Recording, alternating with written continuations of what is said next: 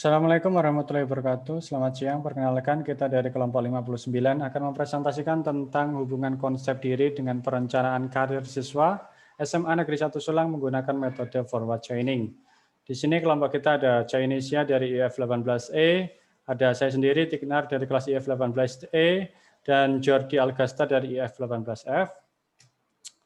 Baik, selanjutnya akan dijelaskan oleh Cainesia. Silakan Cainesia. Terima kasih untuk Mas Tiknar. Bisa di next. Nah, dari kita masuk ke latar belakang. Jadi latar belakangnya adalah karena salah menempatkan diri pada suatu pekerjaan, yang kedua ada tidak mengetahui peluang pekerjaan sesuai dengan diri, dan yang ketiga ada mengukur kapasitas diri untuk suatu pekerjaan. Next. Nah, ini tantangannya. Tantangan adalah yang pertama, pembuatan aplikasi prediksi. Yang kedua, penentuan pekerjaan sesuai data diri berdasarkan algoritma. Yang ketiga ada hasil prediksi yang tepat dan efisien.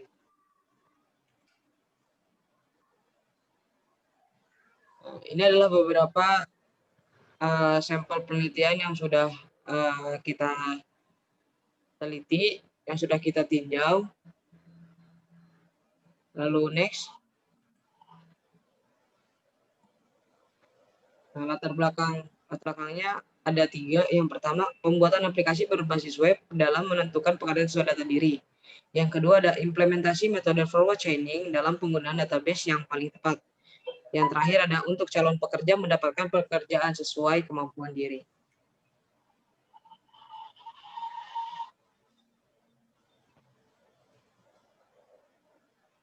Masuk ke tahapan penelitian. Nah, di sini ada kerangka penelitian. Yang pertama adalah permasalahan ya. Banyak calon pekerja yang tidak mengetahui kemampuannya sesuai dengan posisi pekerjaannya. Nah, jadi strateginya pembuatan aplikasi pekerjaan sesuai data diri, pengimplementasi metode forward chaining berbahasa pemrograman menggunakan PHP, dan database-nya menggunakan PSQL. Nilai prediksi menentukan pekerjaan sesuai data diri mendapatkan hasil yang tepat.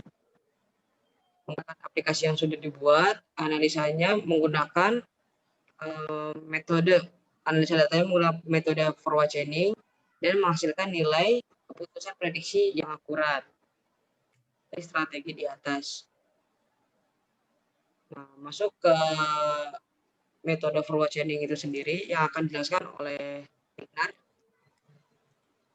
Oke, baik. Di sini saya akan menjelaskan tentang metode forward chaining. Forward chaining merupakan suatu penalaran yang dimulai dari fakta untuk mendapatkan kesimpulan atau conclusion dari fakta tersebut. Forward chaining bisa dikatakan sebagai strategi inference yang bermula dari jumlah fakta yang diketahui. Pencarian dilakukan dengan menggunakan rules yang premisnya cocok dengan fakta yang diketahui tersebut untuk memperoleh fakta baru dan melanjutkan proses hingga goal dicapai. Atau hingga sudah tidak ada rules lagi yang premisnya cocok dengan fakta yang diketahui maupun fakta yang diperoleh. Seperti itu. Nah, ini decision tree-nya. Kita mulai dulu, kita menganalisis dan pengumpulan data. Setelah itu kita melakukan perancangan sebuah sistemnya. Setelah itu kita klarifikasi forward chaining, melakukan sistem pengujian, apakah itu berhasil, jika berhasil ya, ataupun tidak. Jika tidak, kita akan klarifikasi ke premis nomor 2. Setelah itu jika memang sampai ya, setelah itu selesai. Nah, untuk sistemnya sendiri kita melakukan terus setelah itu kita login, data login sendiri jika loginnya berhasil, kita menuju ke halaman utama, jika tidak kita akan melakukan login lagi sampai loginnya berhasil. Setelah itu kita melakukan halaman analisis, setelah itu setelah analisis kita ambil beberapa sampel dan kita bisa mengetahui hasilnya. Setelah hasilnya kita juga bisa melihat riwayatnya. Nah, hasil dan diskusi. Di sini ada klasifikasi dan evaluasi. Hasil dan diskusi ataupun klasifikasi, sistem pakar ini menggunakan metode forward chaining karena rekomendasi metode dalam mengatasi penelitian seperti ini yaitu metode forward chaining. Yang kedua, penelitian ini difokuskan hanya mencari tahu pekerjaan sesuai data diri. membuat desain dengan aplikasi Bootstrap dengan CSS-nya, dengan kita menggunakan sistem coding PHP ya untuk website. Setelah itu kita menggunakan database MySQL. Nah, untuk sistemnya yang pertama adalah pastikan requirement dari komputer itu sesuai. Setelah itu kita melakukan analisis mana-mana yang perlu kita buat, apakah kita menggunakan teknologi algoritma apa aja yang perlu kita lakukan. Setelah itu kita desain sesuai dengan UML-nya. Setelah itu kita lakukan coding sesuai implementasi, kita lakukan testing dan maintenance jika ada bug tertentu. Nah, untuk UML akan dilanjutkan sama Jordi. Silakan Pak Jordi.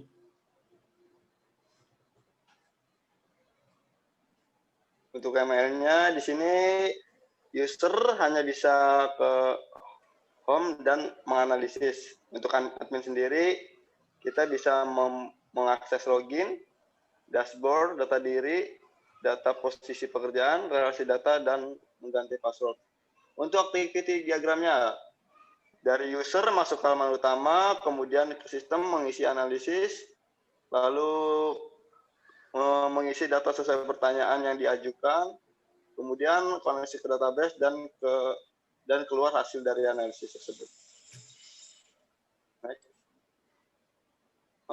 Untuk sekuen diagram diagnosanya, user masuk ke web, lalu ke halaman utama, kemudian memilih button analisis untuk menganalisis data diri, kemudian user mengisi data diri, lalu masuk ke eksekusi query, dan kemudian dari hasil analisis menampilkan hasilnya, kemudian selesai. User dapat melihat hasil analisis. Ini adalah evaluasi dari backbook testing untuk input, lalu masuk ke sistem, lalu keluarlah output. Untuk login, jika username dan password yang dimasukkan sudah atau belum terdaftar di basis data. Kemudian nomor 2, jika username dan password yang diinput benar. Untuk hasil pengujiannya, jika nomor 1 tersebut akan muncul pesan username atau password salah. Untuk nomor 2 akan muncul halaman admin. Kemudian halaman utama. User menekan kotak analisis yang dibuat untuk melanjutkan ke halaman analisis. Lalu hasilnya akan muncul halaman analisis data diri. 3, halaman analisis. User mengisikan nama dan nomor HP. Lalu hasilnya masuk ke halaman pertanyaan data diri. Terus jika salah satu tidak diisi, maka akan muncul pesan untuk mengisinya.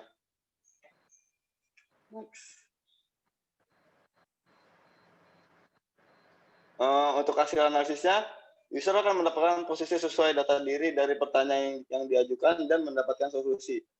Hasilnya kemudian akan muncul saran atau solusi pekerjaan apa yang harus diambil sesuai kemampuan data diri user tersebut. Next.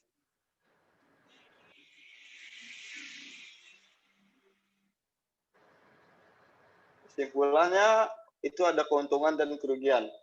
Keuntungannya itu mendapat keputusan terbaik, sistem yang mudah dan efisien, konsistensi. Format C ini mempertimbangkan konsistensi logis dalam penilaian yang digunakan untuk menentukan prioritas. Untuk kerugiannya sendiri itu ada untuk melakukan perbaikan keputusan harus dimulai lagi dari tahap awal.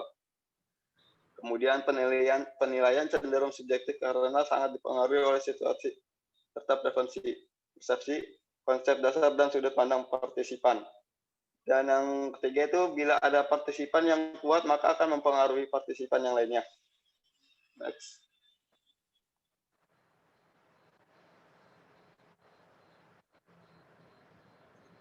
Sebelumnya Mas. Kesimpulan dari pertanyaan selanjutnya yaitu sistem untuk membantu dalam penyediaan data pendukung keputusan untuk menyeleksi calon karyawan. Yang kedua ada sistem dapat mempermudah kinerja HRD dalam seleksi penerimaan calon karyawan. Yang ketiga, sistem yang mampu membantu calon karyawan dalam memilih pekerjaan sesuai dengan kemampuan. Cukup untuk presentasinya, mungkin akan dilanjutkan ke aplikasinya.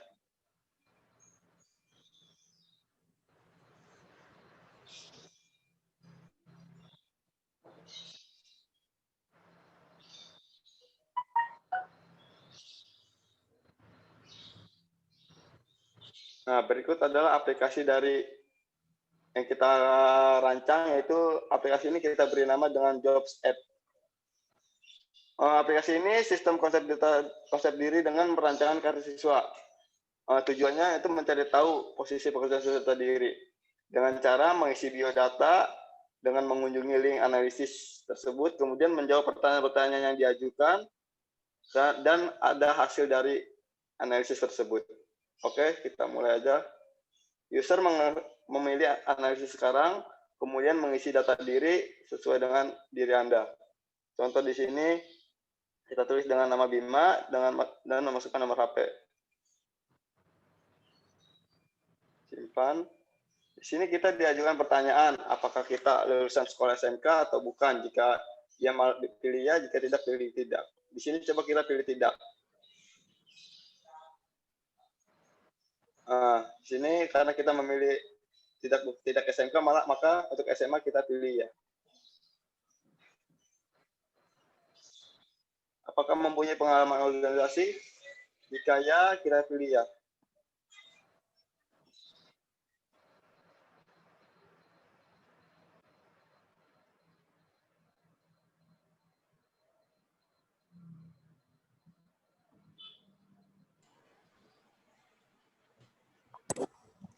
Baik, selanjutnya akan saya bantu untuk menjelaskan.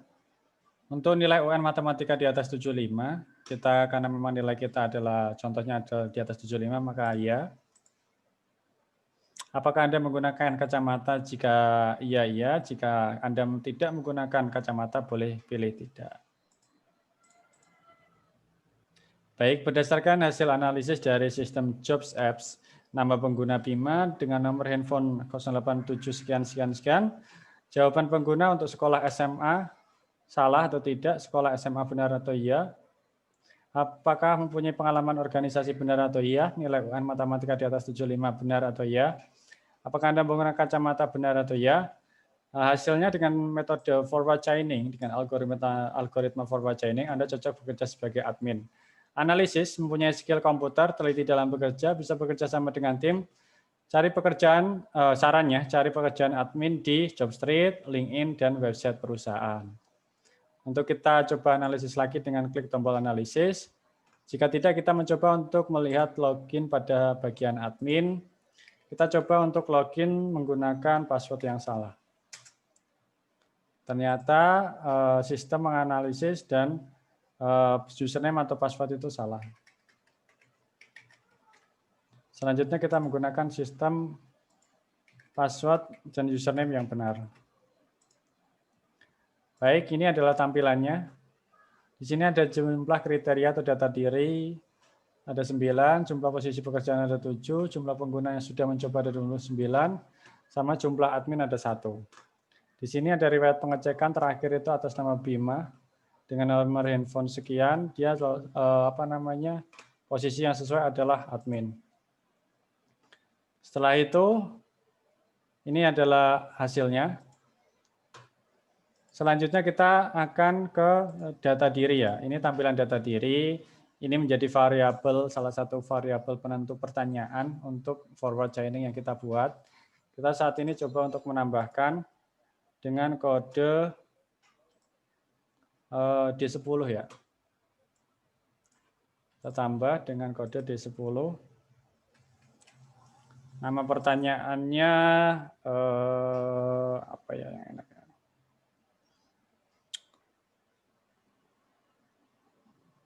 Oke, karena kita saat ini menganalisis untuk jobs translator Jepang, jadi kita coba untuk skill. Apakah Anda memiliki skill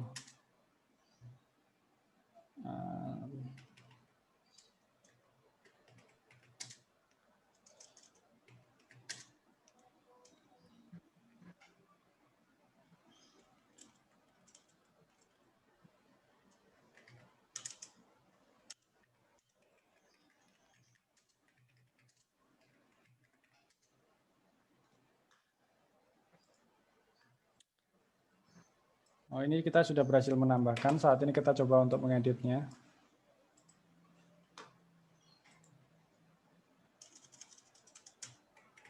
Contoh kita ubah ke bahasa Korea. Ini kita sudah benar ya. Saat ini kita coba untuk hapus.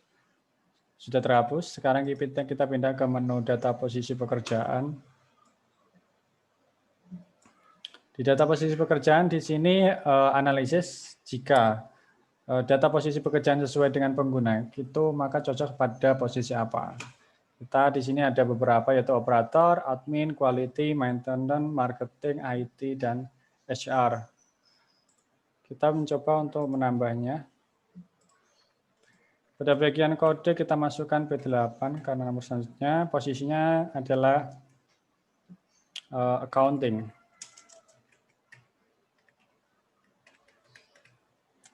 Analisisnya nilai mata 3 di atas 75. Terus lulusan SMA. Sarannya untuk mendapatkan pekerjaan sebagai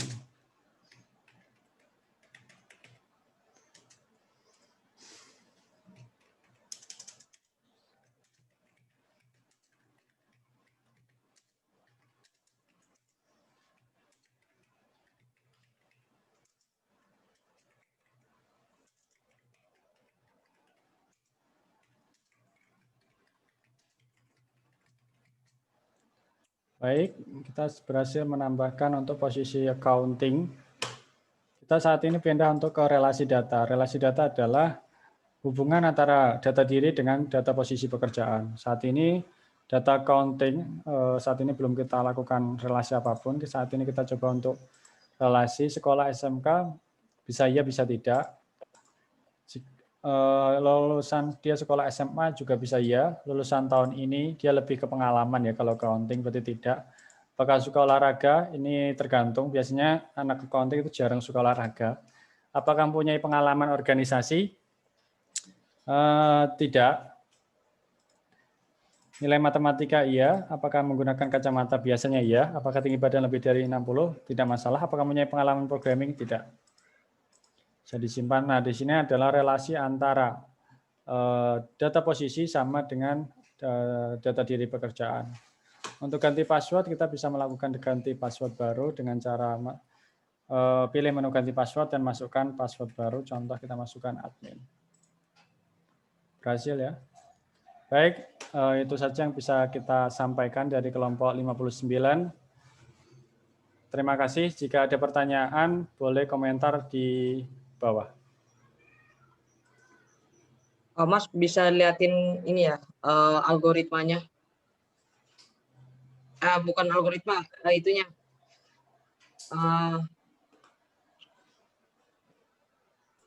Source code-nya.